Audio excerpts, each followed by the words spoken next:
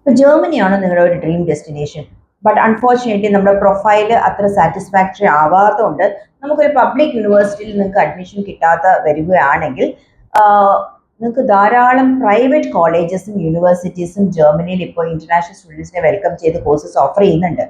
Varieties of courses എന്ന് പറഞ്ഞാൽ like artificial intelligence, data analytics, HR, logistics and supply chain management, engineering management, അതുപോലെ sports management, പിന്നെ prevention and therapy management, game design, ഈ project management, ഇങ്ങനത്തെ ധാരാളം varieties of courses ഇവർ offer ചെയ്യുന്നുണ്ട്.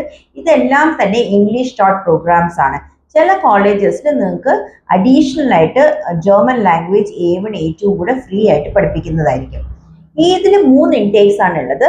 Like ഫെബ്രുവരി intake, May intake, പിന്നെ ഒരു October intake. അപ്പൊ ഈ 3 ഇൻടേക്കിലേക്ക് നിങ്ങൾക്ക് വേണമെങ്കിൽ അപ്ലൈ ചെയ്യാനുള്ള പ്രൊവിഷൻസ് ഉണ്ട്.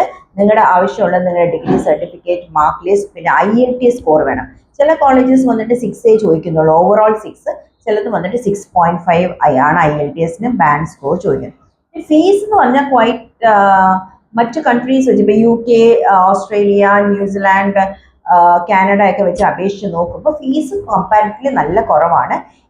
Most of the masters program are like 1 year masters ഉണ്ട്, 18 months മാസ്റ്റേഴ്സ് ഉണ്ട്, 2 year മാസ്റ്റേഴ്സ് ഉണ്ട്. ഇപ്പൊ 18 months മാസ്റ്റേഴ്സ് ഒക്കെ പഠിക്കാനായിട്ട് ഏകദേശം നിങ്ങൾക്ക് ഒരു 9,500 euros ഒക്കെയാണ് ഫീസ് വരിക. പിന്നെ അല്ലാണ്ട് സാധാരണ ജർമ്മനിയിൽ എല്ലാ യൂണിവേഴ്സിറ്റിക്കും ചെയ്യുന്ന പോലെ തന്നെ ബ്ലോക്ക്ഡ് അക്കൗണ്ട് കാണിച്ചിട്ട് വേണം നമ്മൾ വിസയ്ക്ക് അപ്ലൈ ചെയ്യാനായിട്ട്.